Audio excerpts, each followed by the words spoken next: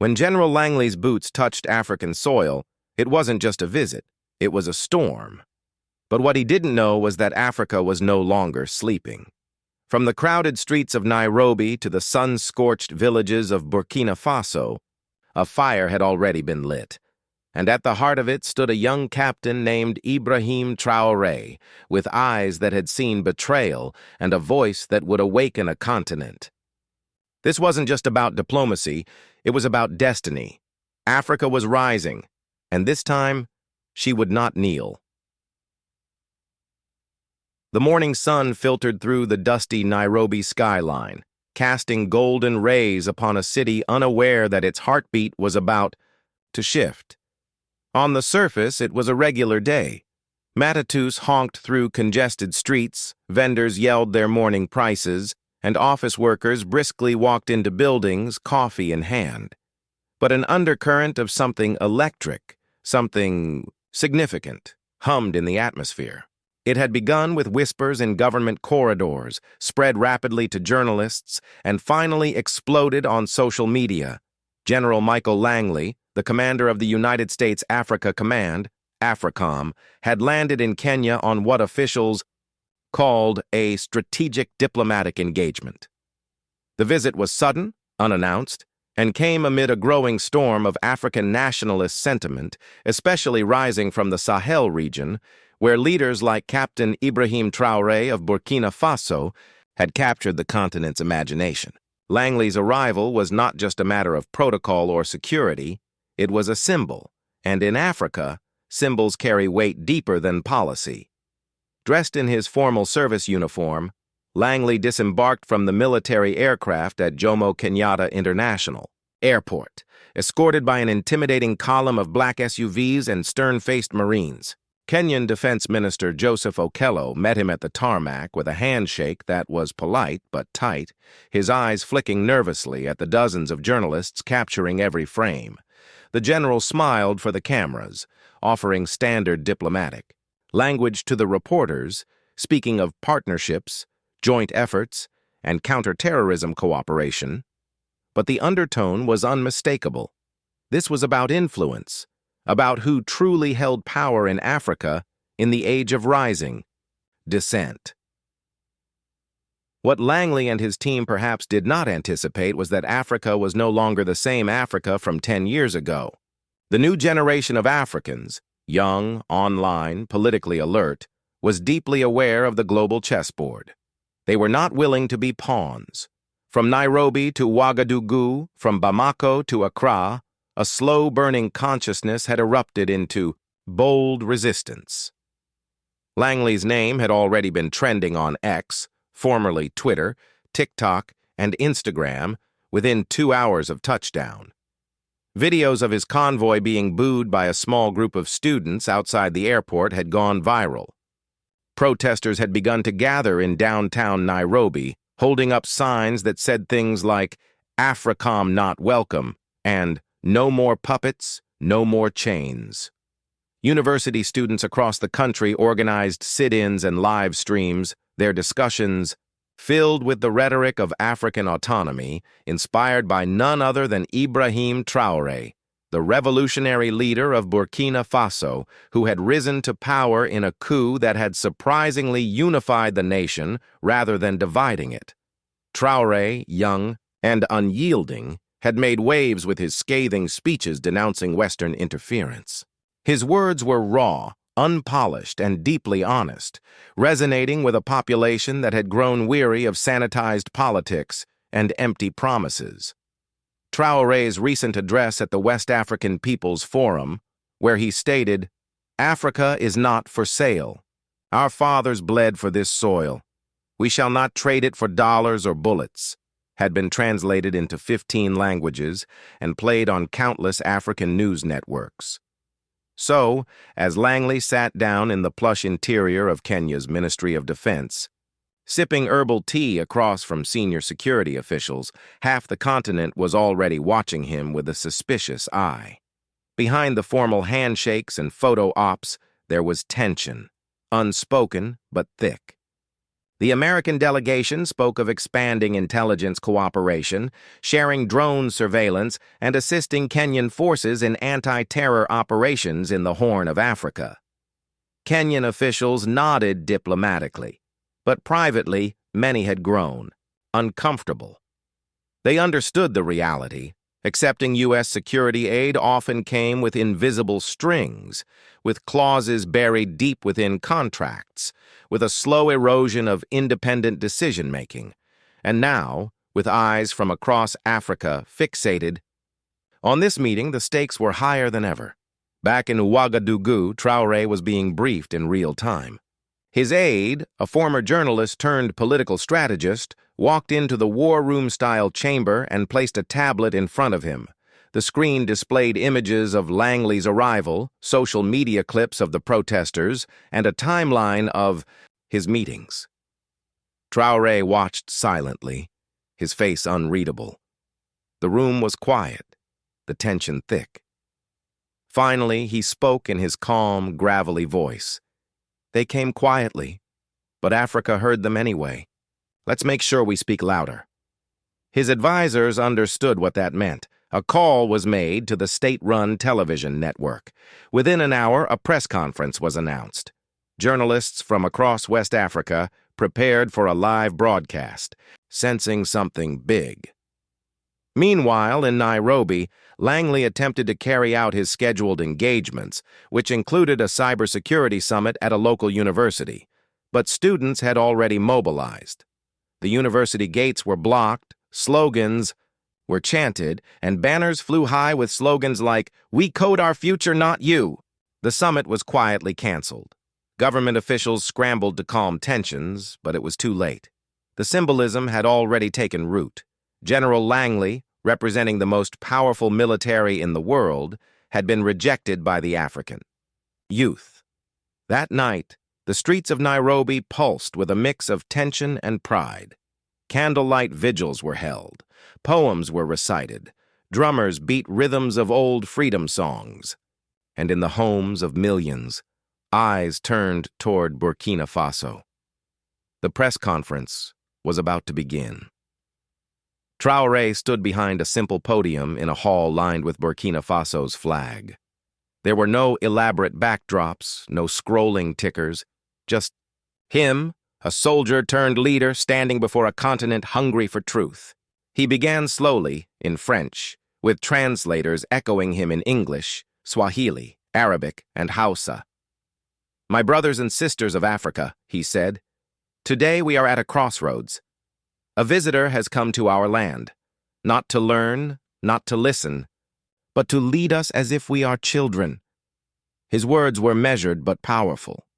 "We have been told this visit is about cooperation, but we must ask, cooperation for whom? Whose interest is served when African soil is mapped by foreign drones? When African soldiers are trained not to defend their people, but to police them under foreign doctrine?" The room remained still, the only sound being the soft clicking of cameras and the hum of the live feed. Africa must rise, not with anger, but with wisdom. Not with hate, but with clarity. We are not anti-West. We are not anti-America. We are pro-African, and that must be respected. His closing words ignited something seismic. Let us remember, no matter how many planes land or how many flags fly beside ours, Africa belongs to Africans. We do not need guardians. We need partners. And if they cannot accept that, then they are free to leave our house. The impact was immediate. Social media lit up across the globe. In South Africa, university students held solidarity rallies. In Ghana, journalists dissected every line of Traore's speech. In Tanzania, street murals appeared overnight with his face and the quote, "Africa belongs to Africans." The message even crossed oceans. In Caribbean nations like Jamaica and Trinidad, activists referenced Traore's speech as a call to reclaim Black identity and global solidarity. Back in Nairobi, the U.S. Embassy went into high alert. Meetings were canceled, public appearances postponed. Langley was advised to stay within the compound until tensions cooled. Meanwhile, African leaders across the continent were forced to pick a side, either embrace the growing movement for African sovereignty or cling to the old partnerships that had long fed dependency. For many, the choice became clear. Traore had done more than speak. He had drawn a line in the red soil of Africa. His words were not just resistance, they were vision. And across the continent, from fishermen on the coasts to farmers in the savannas, people finally began to believe. Africa was waking up. Traore's thunderclap. Response. The next morning broke with an uncanny calmness across the African continent. Rain washed down over Nairobi as gray skies gave a quiet contrast to the growing storm in the hearts of many Africans. But across cities, villages and digital networks from Lagos to Lilongwe, anticipation hummed like a rising chant. The time had come for a response, not from a diplomat or bureaucrat, but from the voice many had come to believe spoke for the new Africa.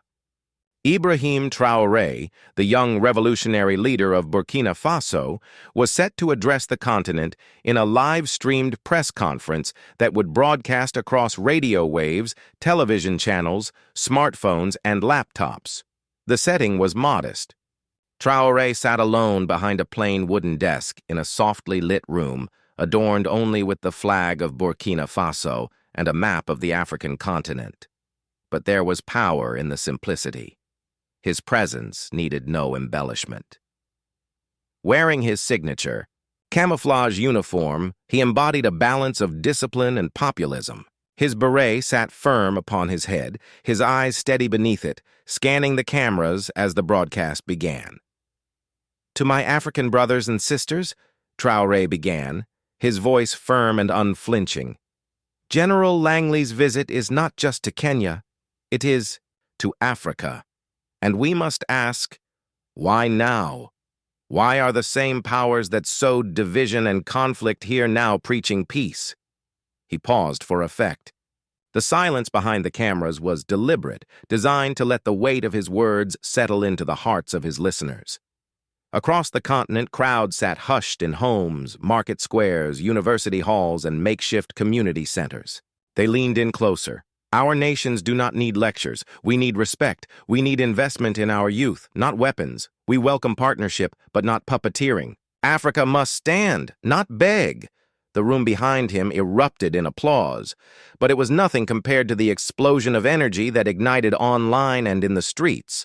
Within minutes, hashtags like "De Africa for Africans," "Langley out," "Traore speaks truth," and "Pan-African fire" dominated social media trends. Memes, quotes, and clips from his speech flooded timelines. News anchors spoke with awe of the sheer clarity and passion in Traore's tone. In Nairobi, the mood shifted rapidly. Students who had already begun organizing after Langley's visit now had a banner under which to rally. Marches that had once been loosely coordinated became focused and fierce. Thousands joined in a protest that snaked through Uhuru Park and up toward the American Embassy. Kenyan flags waved beside banners of Traore's face. The chants grew louder. "Africa is not for sale. Traore speaks for us. Langley, go home." Inside the U.S. Embassy, the tension was palpable. General Langley had spent the previous night deflecting media questions and managing frantic calls from Washington, but nothing could stop the wave that had begun. The Tech Summit appearance, a highly anticipated highlight of his itinerary, was abruptly canceled. Youth leaders who had been invited to attend pulled out in protest, some even issuing public letters refusing to engage with instruments of colonial influence. Langley found himself isolated. His team drafted a press statement reiterating the U.S.'s unwavering commitment to African development, peace, and partnership. But the words rang hollow. The fire had already spread. It was not just about Langley anymore. It was about every foreign policy that treated Africa as a pawn in global chess. From Accra to Addis Ababa, Local radio shows were inundated with callers praising Traore's speech. Elders who remembered the days of Lumumba and Nkrumah found new hope in this young leader. University professors declared him the spiritual heir to Sankara. Markets halted their trade for a moment of silence before replaying his message on loudspeakers. Religious leaders referenced his call for dignity and independence in Friday sermons. And young people, the largest demographic across the continent, rallied with the zeal of a movement reborn. The African Union, often accused of political inaction, found itself forced into conversation.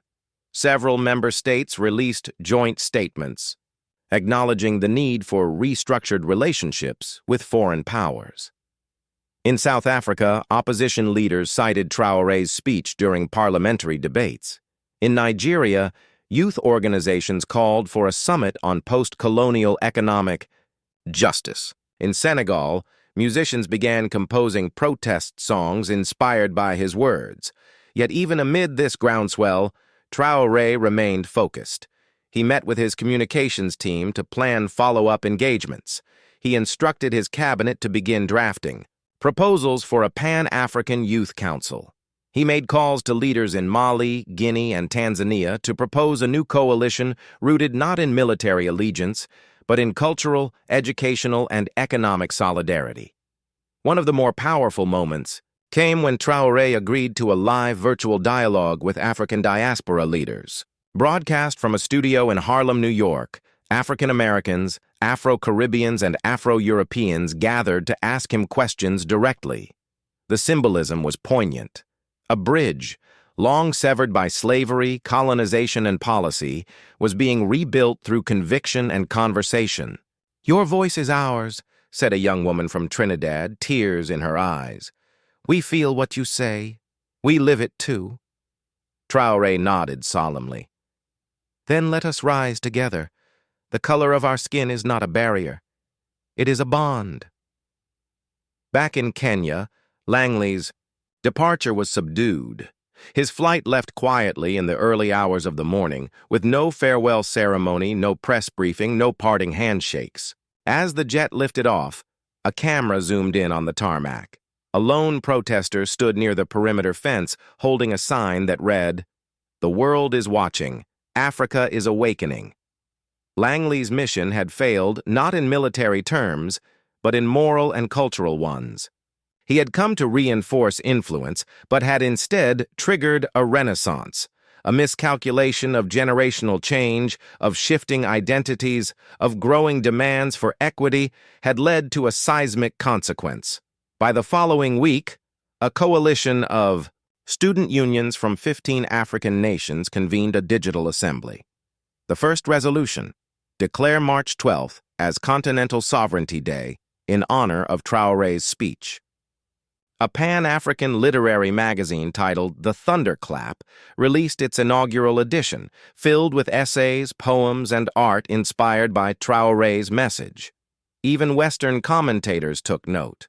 The New York Times ran a headline, "From Ouagadougou to the world, Traore's moment echoes." Al Jazeera described the speech as the most consequential African address since Mandela's presidency.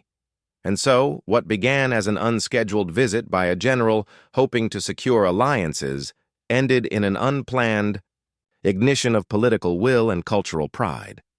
Ibrahim Traore had not just responded, he had redefined.